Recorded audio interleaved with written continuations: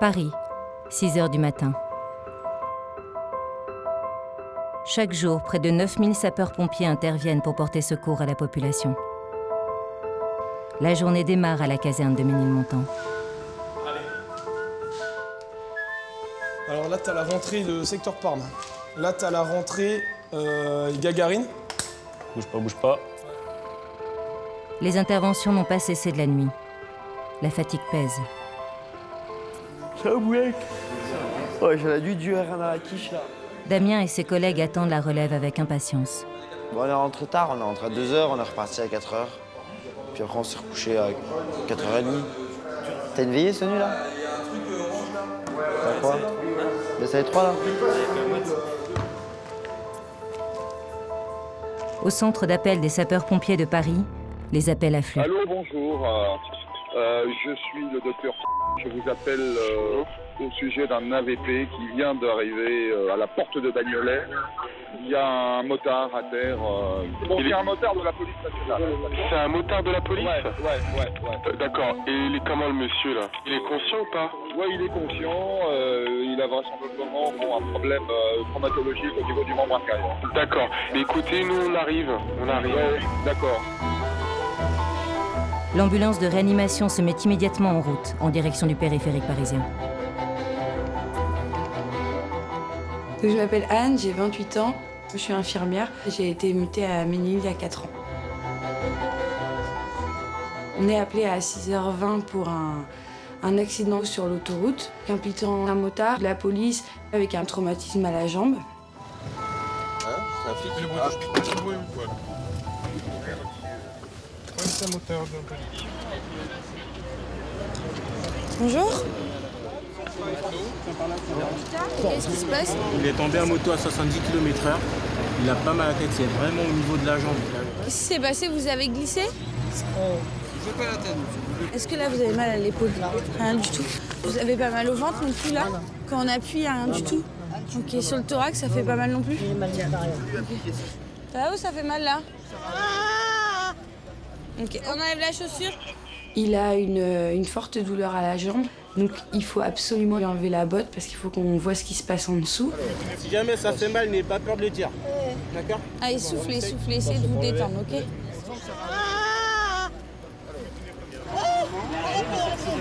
Attendez les gars, on va lui mettre des trucs pour la douleur et puis après on va lui enlever. On met nos deux, on fait le retrait du masque, on dessape un peu, on met un oxymètre de pouls. Il était vraiment très douloureux, justement avec cette botte qui était un peu compliquée à enlever. Et donc du coup, on lui a passé de la morphine et puis les morphiniques un peu plus puissants. Allez monsieur, vous soufflez bien, je pique, ok? Ouais, je sais, c'est pas agréable, c'est fini. Allez, soufflez, essayez de vous détendre, ok? Ça va, monsieur? Ça shoot un peu. Ça shoot un petit peu. Et on reprend le découpage de botte, ok? Donc on met du temps à lui enlever la botte, on prend les précautions et puis il faut pas l'aggraver. Ouais, j'allais dire, essayez de tirer, prends un maintien bien, un bon maintien. Derrière, ça bloque. Nous, ce qu'on a à craindre, c'est qu'il ait des lésions internes et qu'il saigne. S'il a été projeté à grande vitesse, qui finalement a percuté la balustrade, il y a un risque d'une hémorragie interne. Et du coup, là, nous, notre rôle, c'est de ne pas perdre de temps. Il faut être au bloc en moins d'1 heure. C'est pas possible. Enfin, si on veut lui donner toutes ses chances, il faut on soit à l'hôpital en moins d'1 heure. Ça y est, c'est tout. Allez, on enlève la chaussure, c'est pratiquement fini. C'est tout, c'est enlevé. C'est bon, c'est fini. Ok, on le remet sur le dos, les gars.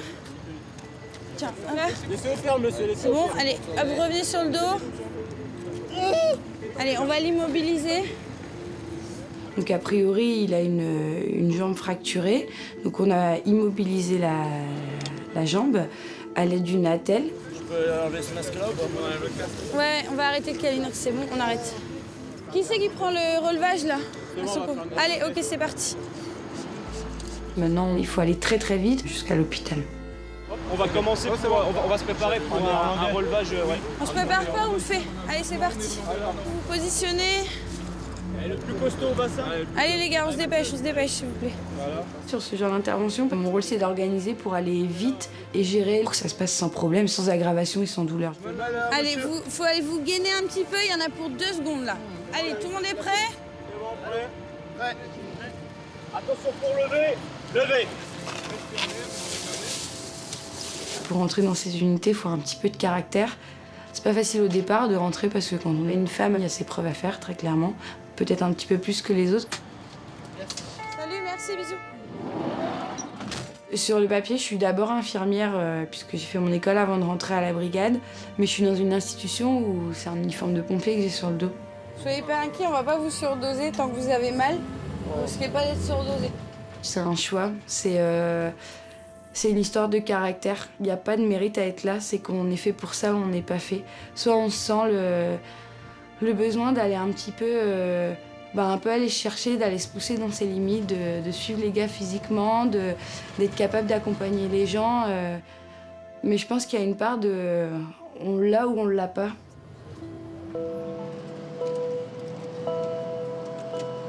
Ça va là, la douleur? Ça lance, mais un peu moins fort. Ouais. Il y a beaucoup de problèmes, ça se passe comment? On endort ou... Il y a un mec sympa qui vous parle, d'un seul coup vous endormez, vous vous rappelez de rien, il s'occupe de réparer votre jambe et vous vous réveillez au réveil et tout va bien. Ok? Non mais dans l'idée c'est vraiment ça quand même. Ok? Ne vous inquiétez pas. Ce monsieur, avec les appareils dont on dispose dans le camion qui sont spécifiques médicales, on prend en plus quelques mesures pour évaluer s'il y aurait des lésions internes. Les premiers résultats sont rassurants.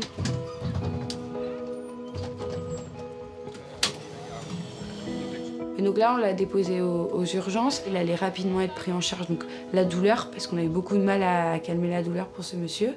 Et puis faire des radiographies et probablement aller au bloc opératoire pour ce monsieur.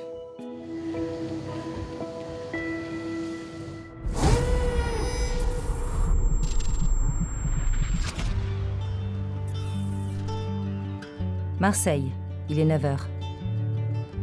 Laurent et son équipe profitent d'un rare moment de pause entre deux interventions pour décompresser au foyer de la caserne. Je peux avoir un petit café? Oui. Un petit café en secret. C'est quoi ça là-bas, là? C'est à 7 € ça, non? Le calepin, là? Putain, 7 €. Mais c'est pas cher. Mais c'est pas cher, ça. Je veux pas dire, mais ils font des beaux petits produits, quand même. Hein? Ouais, mais rigolez, mais vous moquez de moi. Mais je suis sûr qu'il y en a plein qui vont l'avoir bientôt. Ah, par contre, tiens, blague à part. Quelqu'un a des nouvelles de la dame là, sur le Prado, là? Hein? Quelle dame? Ah, il m'arrive un truc fantastique. Je me promène avec les enfants. Je reviens de Negresco, sur le Prado. Je tourne la tête sur la droite. Et là, je vois par terre une femme, la jambe gauche arrachée. Mais il tenait un morceau de peau, en fait. Et ça pissait. Alors, j'avais les enfants, Florian, Louane, affolés. Donc, je lâche les enfants, je dis, vous ne bougez pas. Je traverse la route. Je panique pas. Mais emmerdé, parce qu'en fait, j'avais la tête et j'avais la jambe qui saignait. 3 jours plus tôt sur l'avenue du Prado, sous les yeux de Laurent et de ses enfants, une femme vient de se faire renverser par une moto. Madame, vous sentez là quand on vous appuie? Est-ce que je vais vous palper un peu partout d'abord, vous me dites si c'est pas mal quelque part. Tiens, c'est pas mal ici. Pas mal au dos? C'est vrai, 58 ans, t'envoies le suivant systématique. Hein. Je m'appelle Laurent, j'ai 40 ans, je suis au centre de secours Louvain depuis 2009. Madame, est-ce que vous arrivez à bouger votre doigt de pied? Je ne me vois pas être en civil et, comme c'est passé ce genre d'accident, passer à côté, ne pas m'arrêter et rentrer à la maison. C'est sûr qu'on n'a pas de matériel, mais au moins on est censé au moins donner une bonne alerte pour avoir les secours suffisants et nécessaires. Et au moins réconforter et essayer de faire le maximum qu'on puisse pour la victime. Grâce à Laurent, ses collègues de la caserne de Louvain rejoignent rapidement les lieux de l'accident. Je te laisse, je vais récupérer mes... Merci Lolo. Calmez-vous, respirez calmement. La tête, on s'occupe de vous. Ne vous inquiétez pas, on est là et vous pouvez vous arriver. D'accord? Je comprends que ça passe mal. Je comprends que ça passe mal. Elle est dans un état grave. Hein, elle a la jambe sous le genou qui est complètement ouverte avec les os et tout ça. On peut dire que sa vie est en danger si on ne réagit pas très rapidement. Je prends le commandement des opérations de secours, appellation Poste Saint-Gimier. Je suis shooté par une voiture qui remonte là. D'accord. Elle a vraiment extrêmement mal, elle se donne toute notre douleur. J'ai aucun antécédent de la ménopause, pour la ménopause. Elle a 8,6 de tension, une chatte à 99 litres, la voie 70 de frappe. La voie, l'IPRS, augmentin, morphine, kéta. Je m'appelle Guillaume, j'ai 32 ans et je suis médecin au bataillon des marins-pompiers de Marseille depuis 6 mois. Bonjour madame, vous avez mal où madame? Surtout à la main. Impeccable, merci. Je vous examine. Je vais rapidement voir l'état de la jambe de la patiente. Et donc là, effectivement, on découvre une dame de 60 ans au sol, qui est consciente, mais qui présente une plaie délabrante importante du membre inférieur, avec une importante hémorragie. On va mettre un garrot par-dessus, là. On va vers le dessus. Un garrot ici, d'accord? Regarde. Attrapez les sangs, s'il te plaît. Ça va faire un petit peu mal, madame, c'est normal.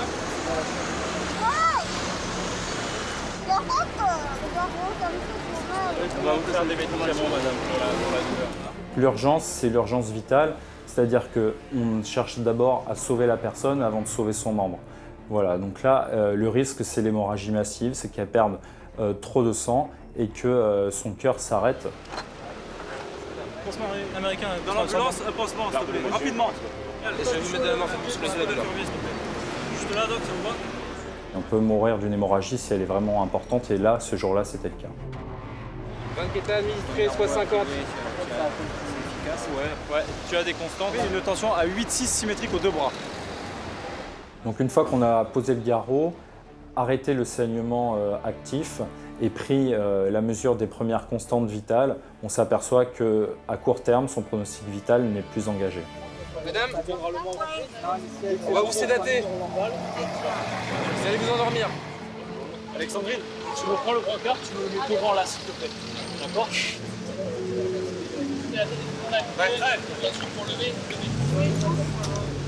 Ça va, madame, ça va aller. Alors, une fois qu'on a stabilisé la patiente, l'urgence là, c'est d'aller rapidement à l'hôpital pour qu'elle ait accès à une chirurgie pour pouvoir essayer de sauver sa jambe.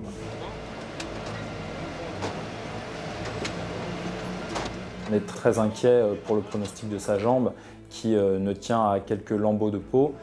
On est très pessimiste et aux premières constatations, je pense qu'il est très probable que cette dame perde sa jambe.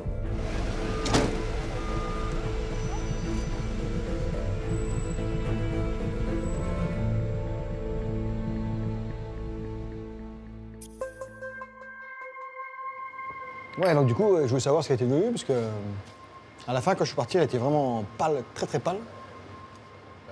Ah oui. Et là, Fabien est arrivé à la maison, il m'a fait « Papa, je ne veux plus faire pompier policier. » Pourquoi?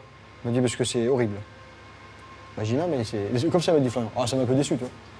J'ai dit « Non, mais oui, mais t'es obligé, Fabien, tu vas en voir plein, hein, si tu veux faire pompier. Et ça, c'est le moins grave que tu puisses voir.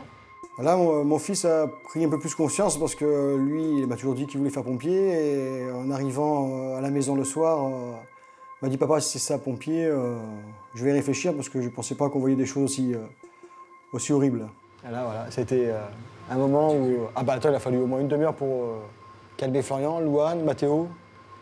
C'était ouf. Lui, il voyait un petit peu le camion rouge, les véhicules, la tenue, on s'en va sur la route, mais...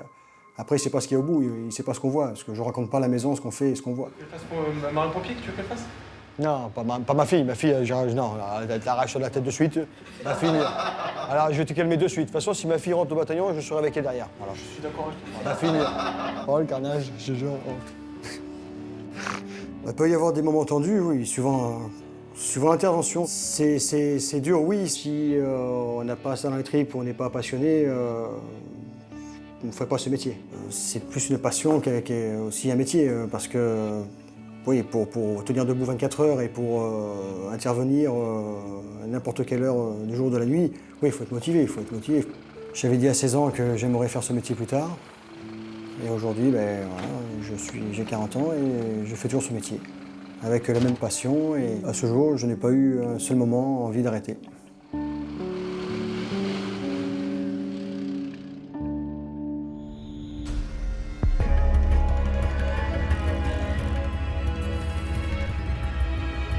Lille, 13h30.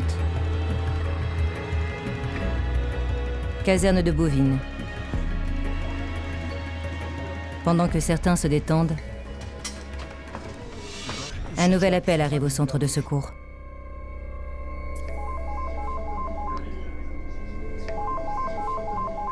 Les pompiers, bonjour. Bonsoir, on est au passage à niveau. Il y a eu un accident avec un train et une voiture. Une personne a été éjectée de la voiture en fait. Ils étaient combien dans le véhicule? Il était tout seul dans le véhicule? Tout seul dans la... Oui, il est tout seul. D'accord, il y a des gens qui sont blessés dans le train? Oui, je ne sais pas du tout. D'accord, et le monsieur, il est conscient ou pas? Il a une clé ouverte au niveau du crâne. D'accord, mais il est conscient ou pas? Il est conscient, il respire. D'accord. Monsieur, il est sur les rails ou pas? Non, non, il n'est pas sur les rails. Les pompiers arrivent, ne raccrochez pas, je vous passe le SAMU. On me dit qu'il y a une voiture qui a eu un accident avec un train, donc qui a été percutée par un train. Forcément, l'appel qui met un petit coup d'adrénaline. Secours Bouvines de c'était à Lille, parlez, urgent. C'est quoi comme accident? Train et véhicule. voiture. Véhicule appelé par là. Le mec, il a été éjecté, il est inconscient. Rien qu'à la prise d'appel, c'est du stress. On sait que voilà, dans le train, c'est des centaines de personnes à gérer. Donc du coup, bah là, forcément, gros départ accident ferroviaire. On déclenche le plan Novi, qui est le plan nombreuses victimes. FPT Lesquins ainsi que VSAB1 Lesquins, vous prenez départ sur la commune de... VSAB1 Bouvines de CTA, vous prenez départ comme une pour accident ferroviaire. Affirmatif, départ Stade-Élève, direction intervention. Le départ, il est énorme.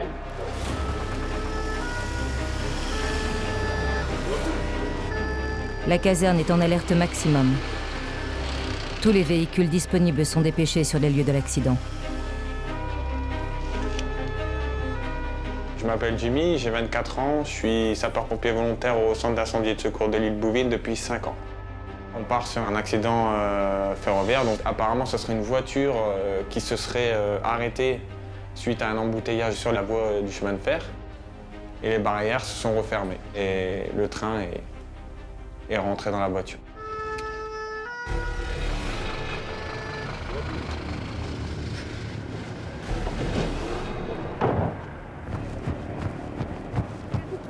Ah oui.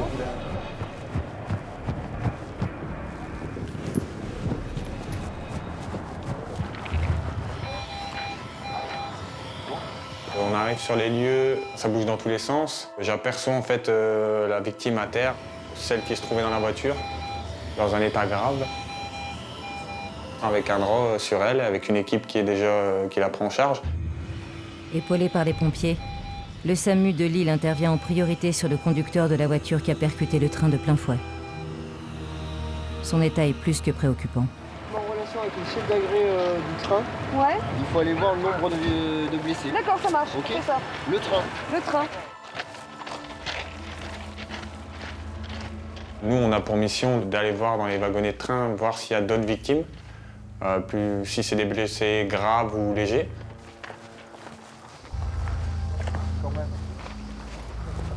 Au niveau du train, il y a toutes les vitres au niveau du wagonnet où il y a eu l'impact qui sont cassées. Et le train est renfoncé en fait au niveau de l'impact. Prendre toutes les identités des blessés, c'est tout. Regarde-moi. Elle a été plutôt choquée. Madame, elle a pas dit non, c'est bien. Elle a eu peur quand elle a entendu le verre exploser. Ensuite, après, elle s'est pas plainte quelque chose. Non, elle a pleuré d'un coup et après, On va la garder en surveillance, je vois tout le monde et je la revois après. J'étais là, je vais sur mal ici. Vous avez mal ici, bah vous êtes blessé, bah restez là. Mais c'est pas... Parce que ça va jouer. Restez là. Parce qu'elle a tapé là-dedans. Ouais. Sans plus, aucun antécédent, rien, métal léger. Ça va? Oui, c'est parce que j'ai... Ah ouais, t'as du mal dans les oreilles. Qu'est-ce que vous devez faire? Oui, aller consulter un médecin. C'est bien pour l'oreille. Vous arrivez à bouger la main? Ah oui, Ouais, les deux mains, serrez la main, les deux. Je m'appelle Gwendoline, j'ai 32 ans et je suis infirmière sapeur-pompier volontaire depuis 5 ans. Vous étiez placée où, madame, dans le train? D'accord. Face au choc, donc. Tout le monde va bien. Après, il y a quelques personnes qui sont choquées psychologiquement. Elles ont vu arriver donc la voiture sans savoir ce que c'était, donc le choc était quand même violent, surtout pour les plus proches. Donc voilà, c'est juste la grosse décharge d'adrénaline, la prise de conscience de ce qui s'est vraiment passé. T'as eu peur? Est-ce que ça commence à aller mieux là? Bon, au niveau des coups, tout va bien. D'accord. Donc après, nous, notre travail, c'est de désarmer un petit peu tout ce stress, le temps de sécuriser les voies. passer du temps personnellement, même si c'est 5 minutes, avec chaque victime pour dire je suis là, mais pour vous, à ce moment-là, même si c'est peu de temps, s'il y a le moindre souci, je vous écoute. 12 impliqués. 12 impliqués sur la cabine ici, 10 Qu'est-ce que cabines basses. Pour moi, les impliqués, c'est des indemnes. Ils ont rien. Ils ont rien. Donc il n'y a que les impliqués ici. Ça marche. Ça roule. Parce qu'on n'avait pas eu de bilan, donc comme ça, je peux passer un bilan. C'est bon? COS de DSM, parlez. Une fois que toutes les victimes ont été prises en charge, on peut les sortir du train.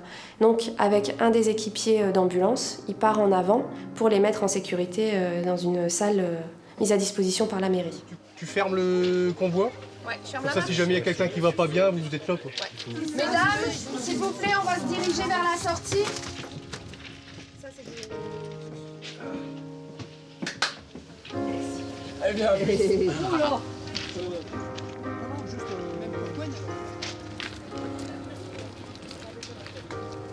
Et au final, on se dit que ça aurait pu être bien pire si le train avait déraillé, si...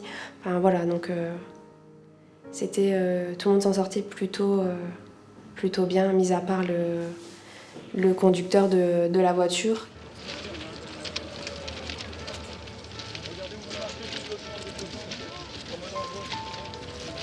Comme mon rôle n'est pas de m'occuper de la victime, je ne sais pas dire dans quel état elle est en partant par ambulance ou autre. Tout ce que je sais, c'est qu'elle est encore consciente et avec pas mal de traumatismes, que ce soit au niveau abdominal surtout et au niveau de la face. Dans un état grave, le conducteur du véhicule a été transporté d'urgence à l'hôpital par les équipes du SAMU. Quand j'arrive sur les lieux, voir la victime au sol, c'est une image qu'on a dans sa tête et qu'on pourra jamais effacer, que je pourrai jamais effacer.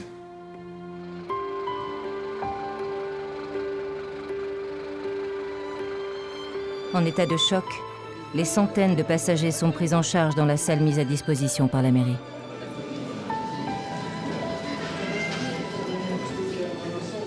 C'est quelque chose qu'on voit pas tous les jours, autant de personnes paniquées qu'il faut rassurer très rapidement. C'est une intervention que je me souviendrai toujours. Alors il y a 2 bus qui vont arriver pour 19h. Et vous les emmenez où alors? Vers la gare la plus proche? Je pense qu'on va les rapatrier sur l'île.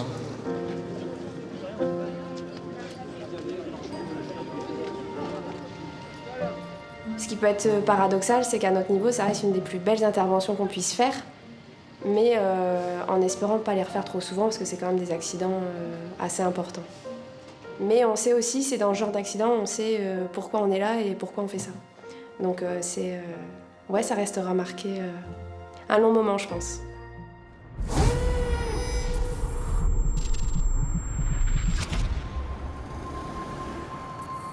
Marseille, 15h. Quartier du 8e arrondissement. L'équipe médicale des marins-pompiers tente depuis plusieurs minutes de nouer le dialogue auprès d'une dame qui semble désorientée. Bonjour madame. Bonjour madame. Je suis le docteur. Est-ce que vous pouvez me donner votre nom? Bonjour madame. Vous voulez pas me donner votre nom? Hein?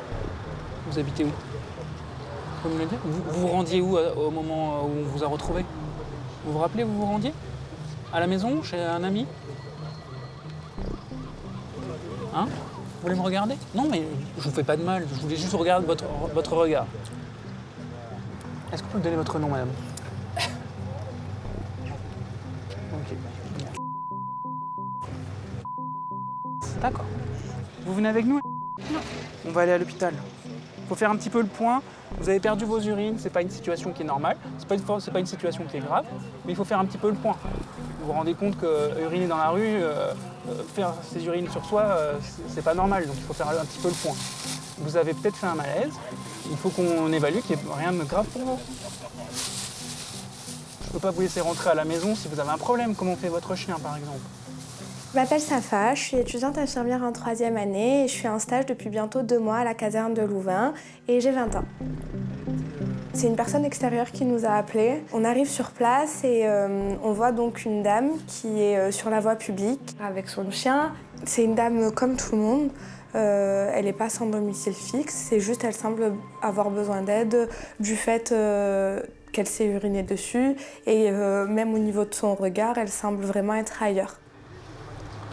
Hein, vous voulez rien nous dire? Qu'est-ce qui fait que vous voulez pas nous parler, madame? On vous impressionne? Ça va être compliqué, je crois. Bon, il y a cette histoire de mon père d'urine, mais finalement personne n'est vraiment témoin d'un malaise ou pas. Elle se plaint pas de grand-chose, mais est-ce qu'elle a quelque chose? Bon, c'est sûr que c'est pas normal. Alors, est-ce qu'elle a convulsé? Elle était allongée? Par terre, ouais. Elle était par terre, après elle s'est relevée, elle allait à droite, à gauche. Et, Ouais, il y a quand même un comportement qui est pas forcément désorienté, quoi. ouais, adapté. Quoi. C'est un peu compliqué, quoi. Hein. Donc là, le médecin, il va d'abord essayer de raisonner cette dame, de lui parler. Il constate qu'elle a besoin d'aide, qu'elle n'est pas capable de décider elle-même de ce qui est bon pour elle ou pas bon. Il s'est passé quelque chose clairement. Est-ce qu'elle a fait une crise d'épi? Est-ce qu'elle a tapé la tête? Quoi, voilà, aucune idée. Et donc voilà, donc sur place, à mon avis, c'est pas envisageable. Donc après, si elle veut pas nous suivre, ça va être, on va l'emmener sous contrainte. Donc est-ce qu'après, il faut envisager... Mais du moins, là, elle va pas coopérer, donc on va la sangler et puis la sédater, quoi. Ça marche, merci. Ok, bon ben, on la prend. Moi, je me dis, si ma mère, un jour, elle se retrouve dehors sur un trottoir, qu'elle est dans un délire ou qu'elle est complètement déconnectée, qu'il y a des pompiers qui viennent et qui ne l'aident pas, parce qu'elle leur a dit non, justement parce qu'elle était dans ce délire, j'en voudrais aux pompiers. J'en voudrais pas à ma mère, parce que justement, il y a cette pathologie qui l'excuse. Il y a ce délire qui fait qu'on n'est pas conscient de ses actes. Et quand on n'est pas conscient de ses actes, il y a justement ce garde-fou qui est là pour éviter qu'on se fasse du mal. On est là pour ça. Ça va gueuler, on va laisser un peu physique, nous on va la sédater et puis parce qu'il me dit sinon elle est sur place, mais non on peut pas laisser, on comprend rien. Ah, putain merde, j'ai oublié de demander pour le chien. Putain quel con. Cette dame on doit l'emmener là, on va la prendre de force parce qu'il y a un problème psy sous-jacent. Elle a un chien, on en fait quoi là de son chien? Vous avez des procédures avec la SPA, je sais pas, la fourrière. Parce que là bon on veut bien à la limite c'est un petit chihuahua, on veut bien le prendre avec nous, c'est pas le problème, mais on va pas le débarquer aux urgences. Quoi.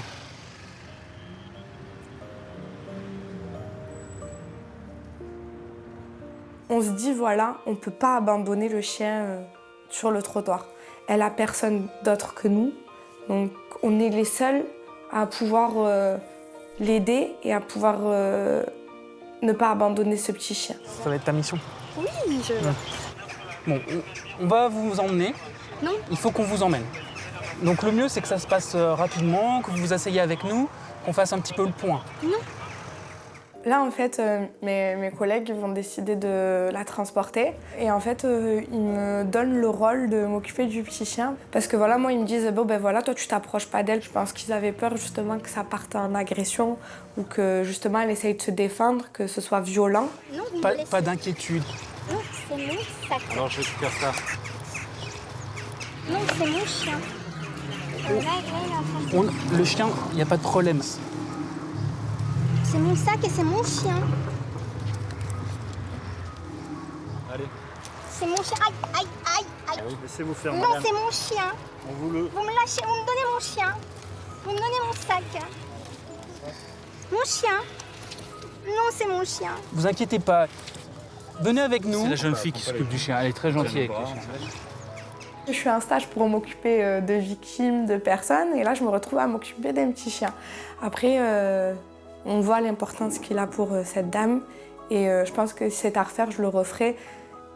Peu importe si j'aime ou si je n'aime pas les chiens, je pense que là, c'était mon rôle de le faire et mon rôle de m'occuper de lui, puisque sa maîtresse n'était pas capable de le faire. J'ai mon chien. Il est là, regarde. Il est là. Il est là, votre chien. Mon chien. Il vaut très cher, mon chien. Oui, mais il n'y a pas de souci. On s'en occupe, on s'en occupe. Où c'est qu'il est, mon chien? Il est là. Il est là, elle est là. Je retiens qu'il faut s'occuper de la personne en entier. Quand on s'occupe d'une victime, il y a tout qui entre en jeu. Et si on ne s'occupe pas de ce qu'elle considère comme sa famille, ben, quelque part, on a fauté. Après avoir veillé à ce que la dame ne soit pas séparée de son petit compagnon, les pompiers la conduisent aux urgences psychiatriques où elle sera prise en charge.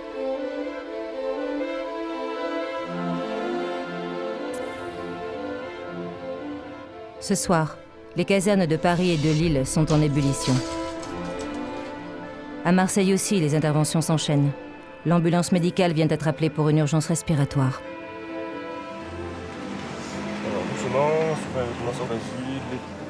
Ça arrive, c'est le prochain à droite. Alors, on se gare là. Tu prends tout. C'est le fils de la victime qui a appelé le 18. Allez, c'est parti. Qu'est-ce qui se passe? C'est mon père, il est diabétique et donc il n'arrive plus à respirer là. D'accord. Depuis 3 jours, il s'est senti affaibli et là aujourd'hui, il n'arrive plus à respirer du tout là. Ok. Je m'appelle Johan, j'ai 31 ans et je suis médecin à la caserne de Louvain.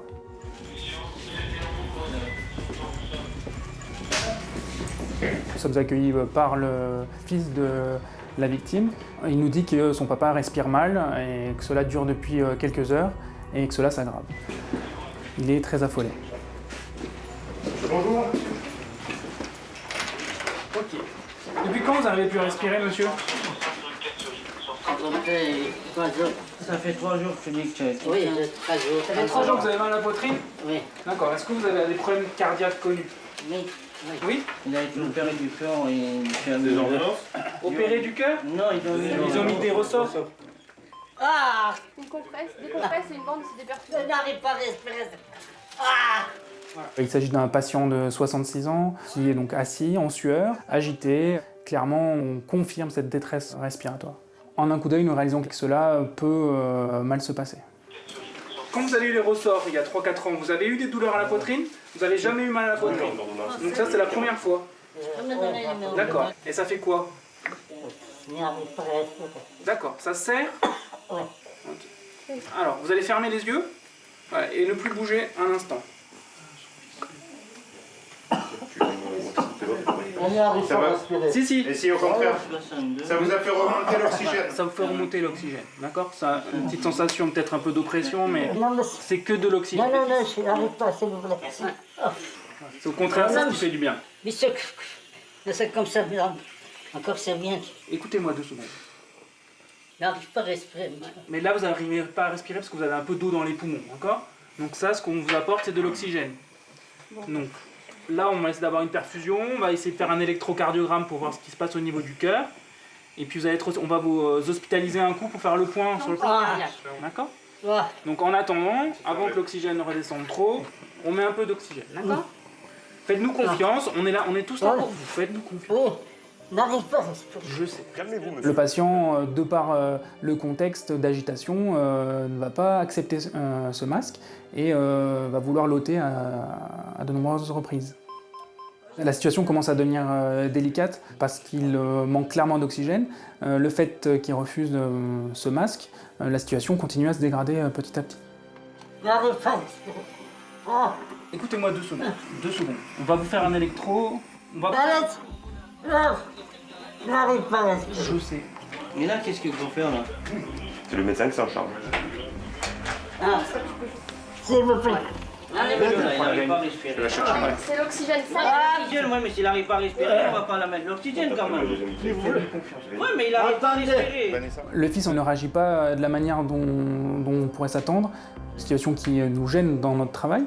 En fait, son fils est complètement stressé face à la situation et il souhaite qu'on arrête finalement d'embêter, d'ennuyer son papa avec cet oxygène. Monsieur, s'il vous plaît, venez avec moi. Venez avec moi.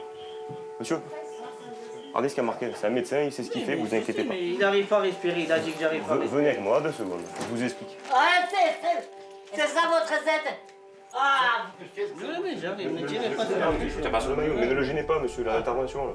Mon intervention, il sait. Comment vous arrivez? Qu'est-ce que vous faites? Une bande.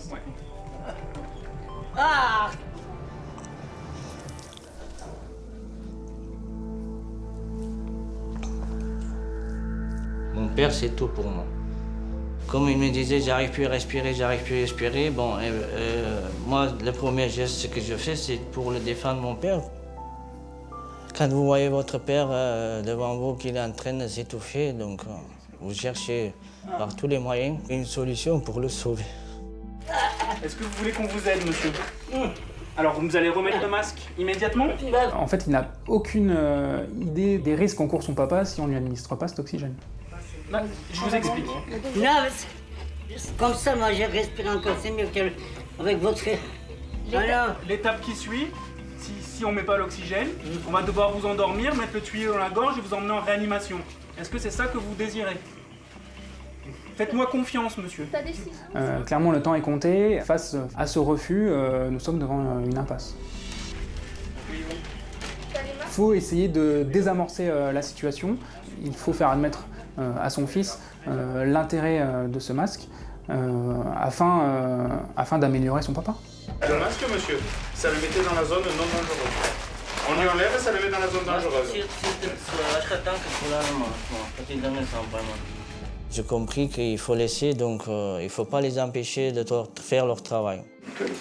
Alors, tu peux mettre la bouteille là-dessus. Ça va insuffler de l'air, ça va pousser. C'est pas très agréable, d'accord? C'est comme si vous passiez votre visage à travers la fenêtre quand on roule. Vous allez sentir une pression avec l'air, d'accord? Pour faire admettre au patient l'intérêt de l'oxygène, on apporte une machine qui va lui administrer de manière active, on va dire, de l'oxygène afin qu'il ait moins cette sensation d'oppression et d'étouffement. Ça va mieux que le petit. Et le petit, là, elle est très bien, elle. Bonjour. Finalement, en quelques secondes, il se sent amélioré et il veut finalement garder ce masque. Alors, n'essayez pas de parler, parce que quand vous parlez, vous allez me faire répondre par des signes. Est-ce que vous avez encore mal à la poitrine? Non, vous n'avez plus mal.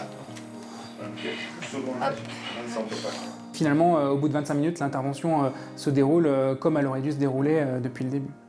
On va essayer d'orienter votre papa vers le centre adapté, vers un centre où il y a de la cardiologie. Son problème, a priori, c'est cardiaque. Donc on va essayer de faire un petit peu le point là-dessus. On va vous passer sur notre chaise à côté. N'ayez pas peur, on fait tomber personne. C'est bon? C'est bon. Allez les gars, attention pour lever, levez. Bah les suivre, non? Eux, ils vont griller les feux rouges et tout. Vous allez y aller tranquillement. Oui, d'accord? Opération réussie, on stabilise le patient. Nous dirigeons vers le centre hospitalier, vers un service de cardiologie qui va poursuivre finalement le traitement.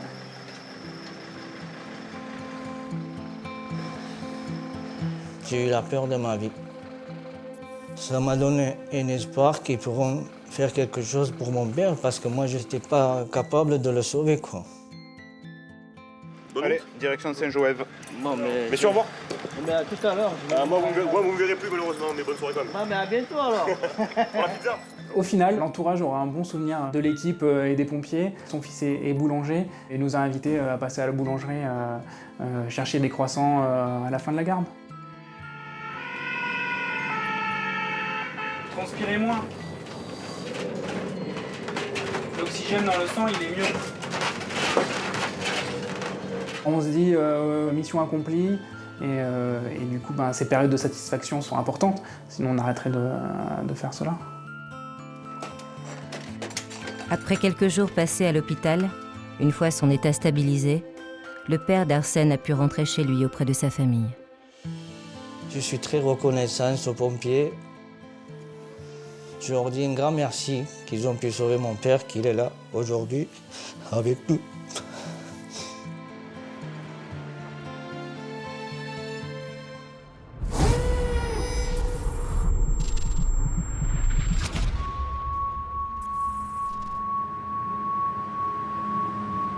Lille, 23h. Le calme est revenu à la caserne de Bouvines. Toute la nuit, les pompiers de garde sont en état de veille. Ils attendent la prochaine intervention.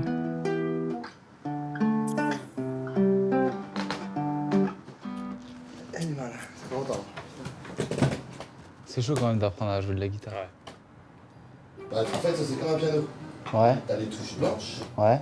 Et t'as les touches noires. Ouais. Une touche noire, c'est le bémol, c'est le dièse de la touche blanche qui est juste avant. Le dièse, ça veut dire un demi-ton au-dessus. Ou alors c'est le bémol de la touche qui est après. Le répit est de courte durée. Les premiers appels au secours de nuit s'enchaînent. Ouais, le SAMU. Ouais, ça va être la folie ce soir. Ça commence fort. Vas-y, je t'écoute. C'est pourquoi une ivresse VP? Vous pouvez pas les rassurer un petit peu, vous dire que c'est pas grave. Ouais, ça va être que ça de toute façon ce soir. C'est pas grave, ça va aller. C'est sur le premier enfant. Ouais, non, on n'arrête pas. Allez, merci, salut. Les ivresses sur la voie publique sont courantes le samedi soir. La nuit s'annonce longue pour les pompiers. Allez, c'est parti. Tu pars, demande du SAMU, rue de la Noix, ivresse VP, jeune fille de 22 ans, malaise VP inconsciente.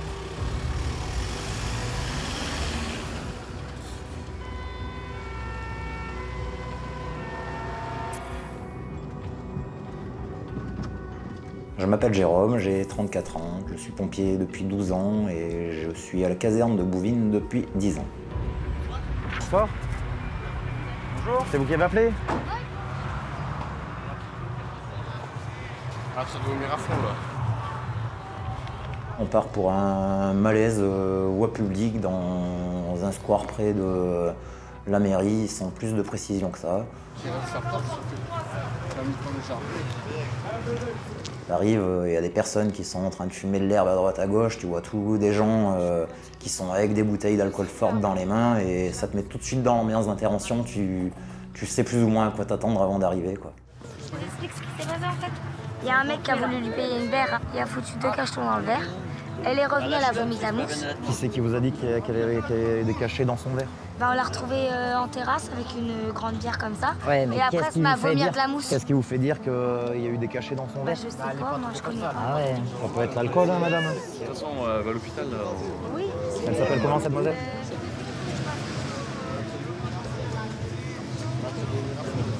Elle a vomi de la mousse, vous avez rien compris. Elle a vomi de la mousse. J'ai acheté des chips d'études, elle a mangé, elle m'a dit je sais pas de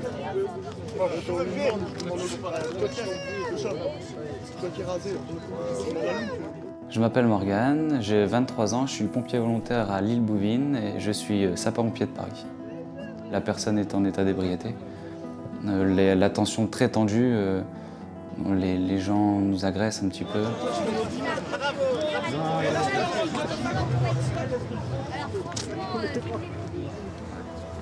Hey, madame, si on est là pour ramasser toutes les personnes qui sont ivres sur la voie publique. Elle a 22 ans, elle a un enfant de 4 mois. On vous a appelé il y a une demi-heure pour vous dire qu'elle crache de la mousse. Vous arrivez 40 minutes après. Elle a le temps de crever la gonzesse. Alors, payer à rien foutre, moi je veux bien. Mais vous arrêtez, hein. On est pris à partie par une femme qui est enceinte. Elle pensait qu'on l'écoutait pas, alors qu'on l'écoutait. On regardait plutôt la victime tout en l'écoutant. Et là, elle s'est énervée. Elle a dit qu'on servait à rien, qu'on était payé à rien faire. Elle nous a reproché qu'on a mis trop de temps à arriver. Alors qu'on a été déclenché, c'est juste à côté. On est arrivé 3 minutes après. Mais pour elle, on a mis trop de temps. Quand on peut pas discuter avec des gens qui sont alcoolisés, on tourne le dos et puis on essaye de faire au mieux notre boulot, notre intervention et de quitter une intervention avant que ça dégénère. Vous avez oublié ses papiers, les hamals. Regarde, ils savent même pas c'est qui, ils oublient sa veste. On nous appelle, c'est qu'on a besoin de nous, mais une fois qu'on est sur les lieux, on a l'impression qu'on est juste venu pour se faire insulter, quoi. Qui finalement, on serait pas venu, ça aurait peut-être été le même, quoi. Eh ben, ça va être une bonne miche pour les copains. Ouais, si on fait que ça va être marrant. Ouais.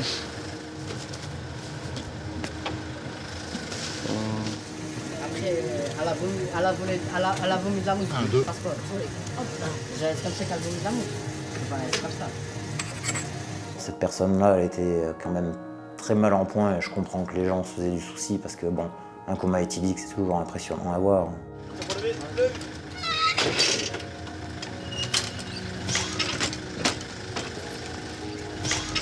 Nous, on se sent pas très utile, quoi. À part la mettre dans une ambulance et la ramener à l'hôpital pour que quelqu'un la surveille, quoi. Parce qu'il faut que cette personne reste sous surveillance pour, justement, au cas où qu'elle fasse vraiment un coma profond. C'est sûr qu'on va y retourner dans ce parc. Ah oui. Ça sentait la bœuf déjà. Et j'adore que c'est quand tu arrives, tu te fais traiter comme ça direct, quoi. T'as même pas le temps d'arriver, tu t'es déjà fait traiter. Ah ouais. Ah, les pompiers, on est les bons samaritains, on doit tout faire.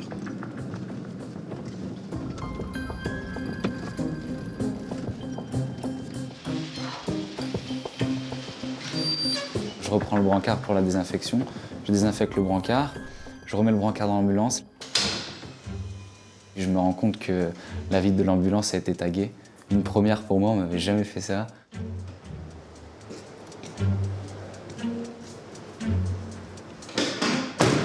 Et là, qu'est-ce qu'on voit sur le côté de l'engin? Deuxième tag. Ah, ils sont chauds là-bas. Laisse tomber, le parc il est rempli et t'as des bouteilles d'alcool à foison, ça sent le chichon dans tous les coins. Ouais, on a nettoyé derrière, mais j'avais pas vu là sur le côté. Paris, minuit. Comme partout en France, à la caserne de Ménilmontant, les samedis soirs sont chargés.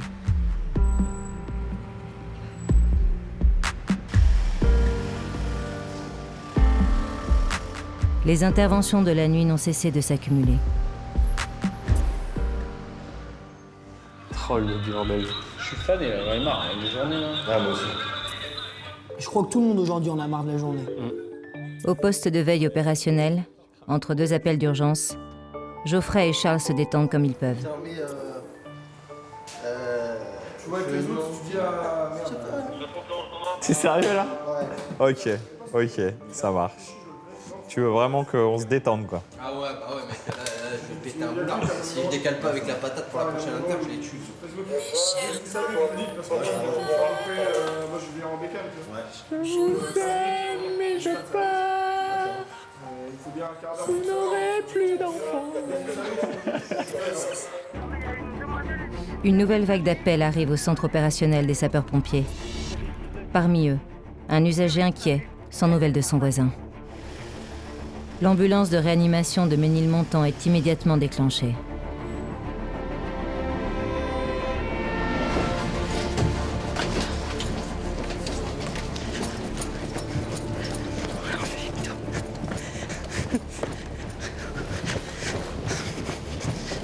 Bonsoir. On est appelé à minuit et demi pour une personne en arrêt cardiaque à domicile, un monsieur de 70 ans, sur demande du premier secours qui est sur place.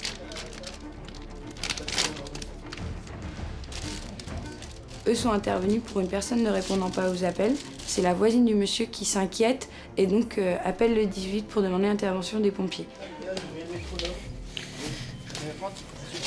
Il faut un mec qui va faire le maître du temps, là, toutes les 2 minutes, il nous dit un top. Faut qu'il fasse que ça. C'est bon?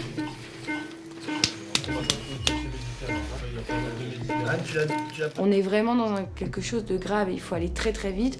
Ouais, la voix, elle est prête. Par contre, je sais pas si t'as grand-chose là-bas, mais moi, j'ai pas grand-chose. Manu, tu regarderas si t'as quelque chose de l'autre côté, j'essaye là, mais... Je pose la voix pour préparer l'adrénaline, qui est le médicament qu'on met en cas d'arrêt cardiaque. C'est bon pour... Ouais, Adré. Ouais, c'est bon. On donne le maximum de chance en étant rapide, le plus rapide possible sur la prise en charge, en effectuant les bons gestes et en les effectuant bien. C'est sa femme qui attend dehors? Oui, c'est sa fille. Sa fille? Madame, vous êtes de sa fille, c'est ça? Oui. Vous l'aviez au téléphone? Oui, c'est ça. Et qu'est-ce qu'il a dit à ce moment-là? Ça allait bien? Il était fatigué? Il y avait quelque chose?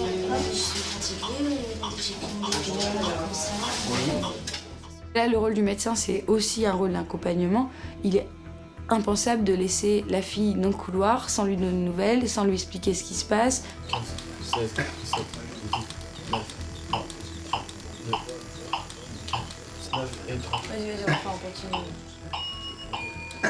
Nous, pendant ce temps-là, on reste complètement à essayer de relancer le cœur. Il y a une vraie valeur de TCO2 qui, en fait, regarde, est en train de s'effondrer. Et systolique. Le délai moyen d'une réanimation est de 30 minutes. Donc pendant 30 minutes, notre rôle, c'est vraiment ça, de donner toutes les chances aux patients pour ne pas rater une reprise de rythme cardiaque. Non, il n'y a rien du tout.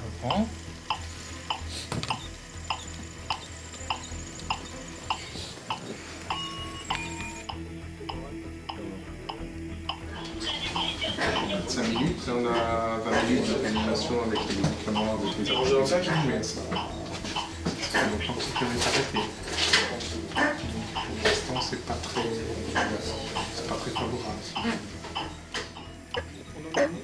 Bah, je viens de repousser de l'adré, on attend les 2 minutes et puis on arrête du coup. Voilà. Vas-y, arrête.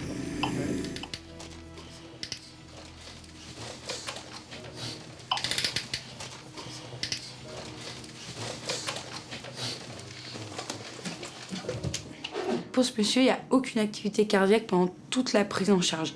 Donc au bout de 30 minutes, s'il n'y a aucune reprise, on arrête du coup la réanimation. On va voir la famille.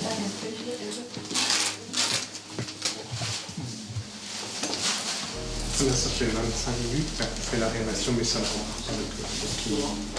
Puis il est arrêté définitivement. On le remettra dans son lit. Vous voulez qu'il aille dans son lit? Parce qu'il reste à la maison. Il n'est pas réputé, vous savez. Alors, est-ce qu'on préfère qu'on laisse passer ou est-ce qu'il est correct dans son lit? Non, je préfère dans son lit. Dans son lit, d'accord. On va le mettre dans son lit. On va le préparer. C'est bon? C'est bon, bon. Allez, go.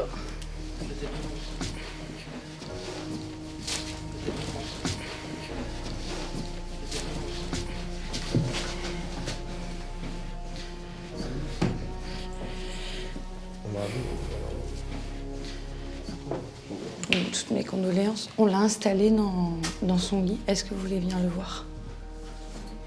C'est pas une obligation, c'est que si vous avez envie.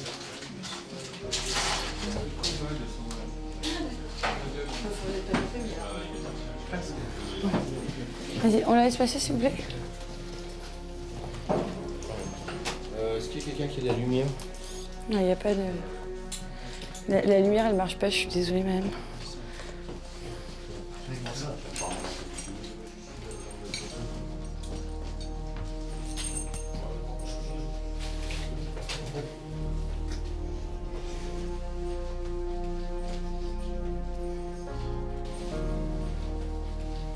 On est les témoins des drames de la vie. La dame, elle vient de perdre son papa, elle a déjà perdu sa maman. C'est un des pires moments de sa vie. Il est indispensable de les accompagner. Donc c'est plus du tout médical de faire ça. Et donc l'aider à commencer son deuil, bah, ça fait partie de notre rôle. On a envie que leurs drames, on pourra pas les effacer, mais qu'au moins ils se passent le mieux possible. Et ça, on peut le faire. Les chauffages, tout est coupé. Hein. Oui, c'est bon, tout est coupé. Okay. Vous restez avec elle, qu'elle soit pas toute seule? Pas de souci. On fait le maximum pour qu'ils aient pas d'interrogation, c'est hyper important. Il faut que cette dame, elle comprenne que son père, il a fait probablement un problème cardiaque et qu'on a fait le maximum pour lui. Ça enlève rien à la douleur, mais c'est important que les gens comprennent ce qui s'est passé. C'est-à-dire que là, il faut l'emmener assez rapidement par une société de pompes funèbres qui va le mettre sur une table, pas un frigo, mais une table refroidissante pour que le corps soit préservé, que vous puissiez entamer les démarches si vous voulez un rapatriement et vous pourrez lui dire au revoir. Il n'y a pas de... On vous l'enlève pas, on va juste lui perdre. Même au frigo, tu peux le voir, il n'y a pas de problème. Tu peux le voir? Ouais, bien sûr.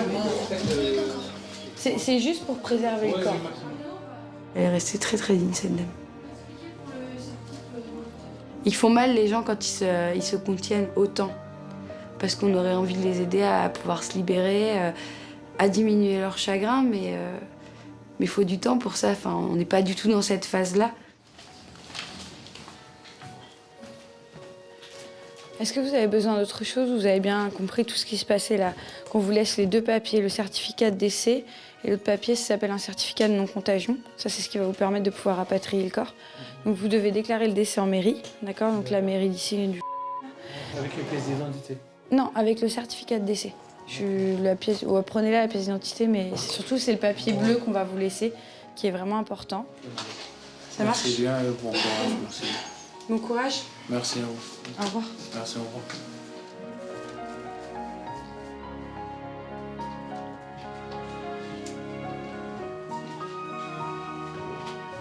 On fait pas ce métier-là si on n'a pas un peu d'humanité. On n'est pas des machines à réanimer ou à éteindre des feux. Il y a toujours de l'émotion.